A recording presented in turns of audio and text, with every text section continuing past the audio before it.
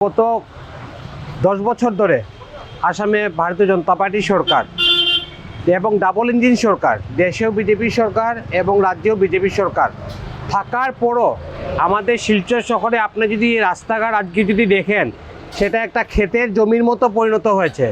শুধু কাদাই কাদা, কোথাও গর্তের, যেমন পাহাড়ি কোনো রাস্তার মধ্যে আমরা চলছি। এরকমভাবে শুধু শিলচরে নয়, আপনি মাইলডুরির রাস্তা দেখুন, সেখানে তো ট্রাক পর্যন্ত ঢুকে যাচ্ছে গর্তের ভেতরে। আপনি কালাইনে দেখুন, কাটিগোড়াতে দেখুন, সব জায়গাতে রাস্তা একদম বিধ্বংসী অবস্থা। আপনি আমাদের এখানে আছে ইটখোলাতে বিজেপির পার্টি অফিস, এবং পার্টি অফিসের সামনে ডাস্ট কর্নারের মধ্যে দেখবেন, আপনি ডাস্ট কর্নারের সামনে দেখবেন এত বড় বড় গর্ত হয়ে আছে। এটার জন্য কারা দায়ী? আজকে এত ভোট দিয়ে আসামের প্রত্যেকটি জনগণ ভারতীয় জনতা পার্টির সরকার এনে দিয়েছে, কিন্তু সরকারের ডেভেলপমেন্টের নামে আমাদেরকে পাচ্ছিটা কি? আমরা কি পাচ্ছি? আমাদের এখানে একটা ভাঙ্গা রাস্তা, যা চলার মতো উপযুক্ত না।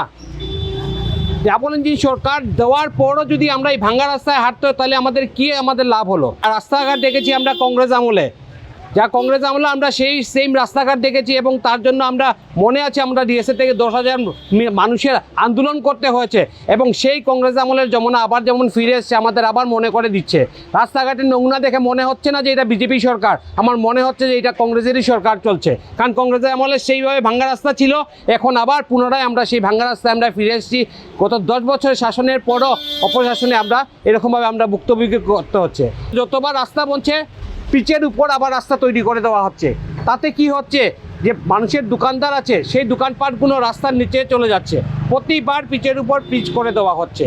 তাই এইসব বন্ধ করা দরকার, এবং ইমিডিয়েটলি রাস্তাঘাটকে ঠিক করার প্রয়োজন বলে আমরা মনে করি। আমাদের যে নেতা মন্ত্রীরা তো প্রায় গুয়াহাটি যান, একবার গুয়াহাটির দিকে তাকান, একবার শিলচরের দিকে তাকান, একবার গুয়াহাটির রাস্তাঘাট দেখেন, একবার শিলচরের রাস্তাঘাট দেখেন। আপনাদের লজ্জা হয় না? আপনাদের লজ্জা হয় না? আপনার নেতা মন্ত্রী মিনিস্টার হয়ে আপনারা গুয়াহাটি ঘোরাফেরা করেন, তারপর যখন শিলচর শহরে আসেন, আপনাদের লজ্জা হয় না দেখে নিজের শহরের আপনার অবস্থা কী করে বানিয়ে রেখেছেন? সামান্য যদি লজ্জা থাকে, তাহলে অতি সত্য শিলচরের রাস্তাঘাট আপনারা ঠিক করুন। যখন বৃষ্টি থাকে না, তখন ধুলার লিগে রাস্তায় চলা যায় না।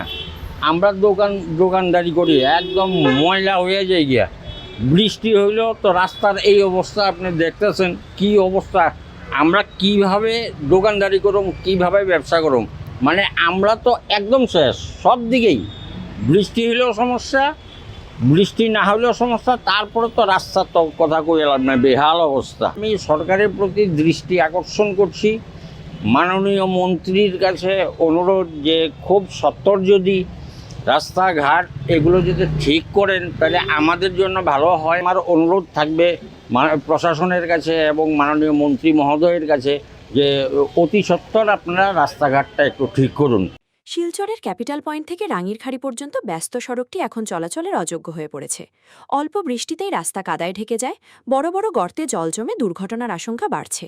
প্রতিদিন ভোগান্তির শিকার হচ্ছেন পথচারী, ছাত্রছাত্রী, রোগী ও ব্যবসায়ীরা। স্থানীয় যুবক মিঠুন নাথের অভিযোগ, গত 10 বছর ধরে রাজ্য ও কেন্দ্রে বিজেপির ডাবল ইঞ্জিন সরকার থাকা সত্ত্বেও শিলচরের সড়ক সমস্যার স্থায়ী সমাধান হয়নি।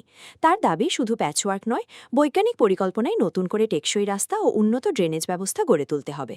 স্থানীয় ব্যবসায়ীরাও জানান, বৃষ্টিতে কাদা ও জলাবদ্ধতা আর বৃষ্টি না হলে ধুলোর যন্ত্রণায় ব্যবসা মারাত্মকভাবে ক্ষতিগ্রস্ত হচ্ছে। শহরবাসীর একটাই দাবি, আর নয় আশ্বাস, এবার চাই স্থায়ী সমাধান।